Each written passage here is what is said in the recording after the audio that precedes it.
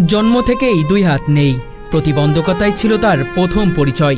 গ্রামের মানুষ শুধু নয়, এমনকি নিজের পরিবার পর্যন্ত তাকে বোঝা ভাবত। তাচ্ছিল্য, অবহেলা আর অবজ্ঞার সেই কঠিন দিনগুলো পেরিয়ে আজ তিনি এক অদম্য লড়াকু নারীর নাম বানু আক্তার। তিনি প্রমাণ করেছেন প্রতিবন্ধকতা শরীরে নয়, মানসিকতায়। আর মন যদি জেগে থাকে তাহলে অসম্ভব বললেও কিছু থাকে না।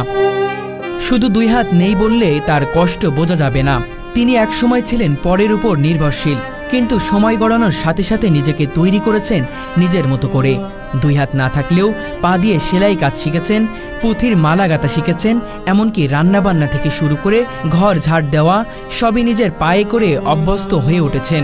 আমার বাবা মা দেখে আমি প্রথম সন্তান, প্রতিবন্ধী, অনেক কান্দাকাটি করছে, অনেক হয়তো আমাকে দুধ খাওয়ায় নাই, ই করে নাই। আমার মায়ে ভয় পাইতো কোলে নিতে, আমার বাপে ভয় পাইতো। এলাকাবাসী অনেক ভিড় করতো আমাকে দেখার জন্য। ছোটখাটো একটি মুদি ও চায়ের দোকান চালিয়ে নিজের সংসার চালান বানু আক্তার। দোকানে পণ্য বিক্রি থেকে শুরু করে টাকা গোনা পর্যন্ত সবই করেন নিজে। দোকান আমি নিজে চালাই। হ্যাঁ, আমি দোকান একটু দেরিতে খুলে, পাকশাক করে সকালে খাইতে দেরি হয়, 10-11টার দিক খুলি। খুলানোর পরে আজ 12টা 12:30টায় আসি। চা আমিও নিজে ডেনা দিয়া টিপ দিয়া দেই, চামচ দিয়ে লাইটা দিই।